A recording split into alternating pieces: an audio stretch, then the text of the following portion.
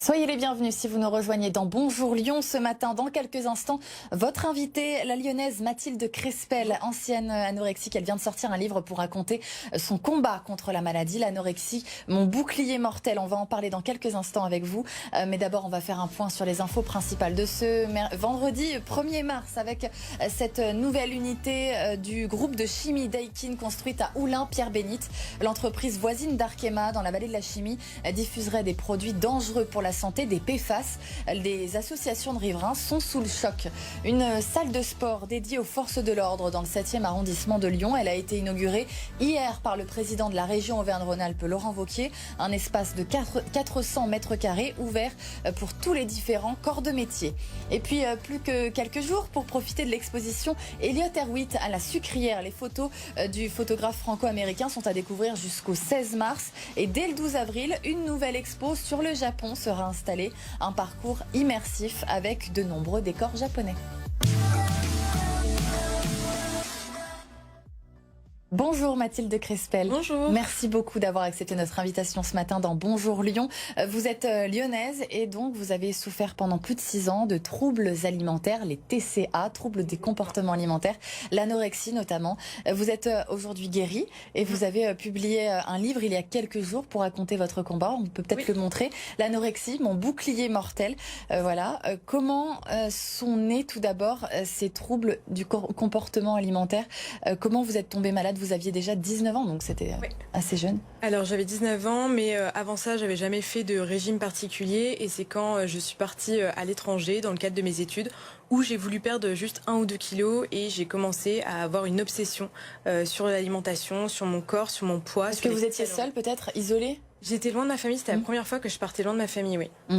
Comment s'est traduit la maladie au quotidien? Vous avez réalisé tout de suite que vous étiez malade ou il y a eu une période de déni? Alors j'ai réalisé assez rapidement qu'il y avait un problème avec mon alimentation, mais j'ai pris au moins 1 an à accepter de souffrir de troubles alimentaires. Vous avez été suivie, hospitalisée, suivie par un psychiatre? Oui, j'ai été assez rapidement, enfin au bout d'1 an, j'ai eu des professionnels de troubles alimentaires qui m'ont suivi, psychiatre et hospitalisation de jour et ensuite 2 hospitalisations à temps complet. Comment ça se traduisait concrètement c'était pendant les repas, entre les repas Alors vraiment, c'était pas que sur les repas justement, c'est vraiment tous les aspects de ma vie qui étaient impactés. Psychologiquement, j'allais très mal, j'étais toujours irritée, j'étais toujours en confrontation avec les personnes autour de moi, je m'isolais de plus en plus et évidemment au niveau des repas, j'avais une obsession sur mes repas où je me restreignais de plus en plus, je faisais énormément d'hyperactivité. Quel a été l'impact de ces troubles sur vos proches? On imagine que ça a des conséquences sur la vie professionnelle, sur votre vie sociale avec vos amis, dans votre vie de couple aussi peut-être? Oui, énormément. Alors ma vie de couple évidemment a été impactée puisque j'avais plus du tout de spontanéité. Aussi pour mes parents c'était très difficile. En fait pour mes proches en général c'était très difficile de se sentir impuissant, de me voir être détruit par une maladie et pas savoir quoi faire. Bon, comment vous avez réussi à guérir, puisque aujourd'hui vous êtes guérie? Ça va mieux? Ah oui, complètement. Aujourd'hui, j'ai plus de troubles alimentaires. Alors, ça a été vraiment un long travail qui m'a demandé de travailler énormément de choses, surtout les causes psychologiques, les blessures, on va dire. J'ai dû remuer tout ça. C'était vraiment un gros travail qui s'est fait petit à petit. Et aujourd'hui, oui, j'ai plus de troubles alimentaires, j'ai plus de compensation, plus de restrictions.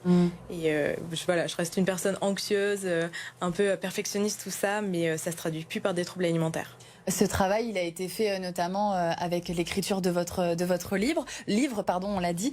On peut peut-être le remontrer. L'anorexie, mon bouclier mortel. Donc vous l'avez publié il y a quelques jours. Et vous avez aussi décidé d'écrire sur les réseaux sociaux sous le nom de No Rain, No Flower, sur votre site internet aussi. Ça vous a aidé, j'imagine, de passer par l'écriture pour aller mieux, d'en parler? Ouais, vraiment. L'écriture a vraiment été thérapeutique. Même quand j'étais malade, j'écrivais énormément. Ça me permettait d'écrire tout ce que la maladie me disait et de riposter en fait. Et le fait de parler sur les réseaux sociaux, ça m'a aidé publiquement.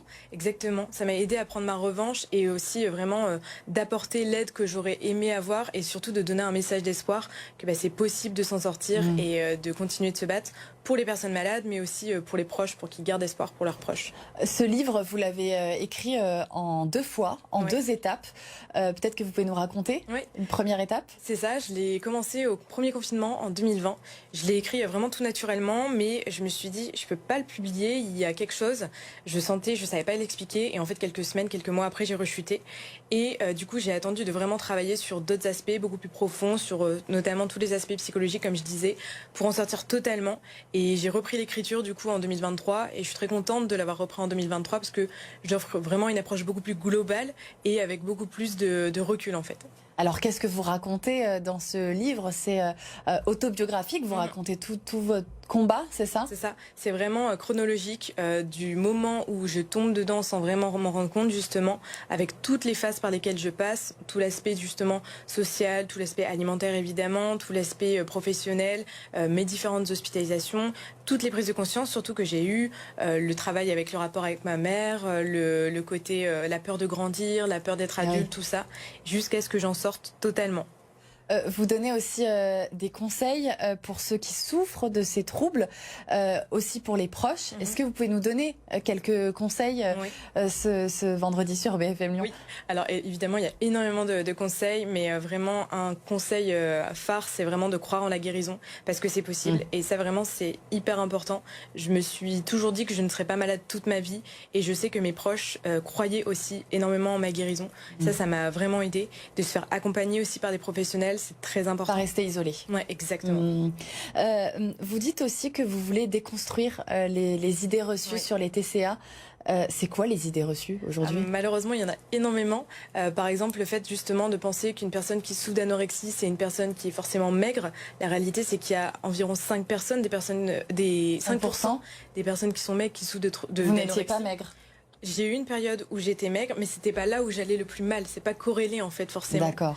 Et le fait que ça ne touche pas que les femmes, que ça ne touche pas que les jeunes, il y a vraiment énormément d'idées reçues. Comment ça se fait qu'il y ait ces idées reçues?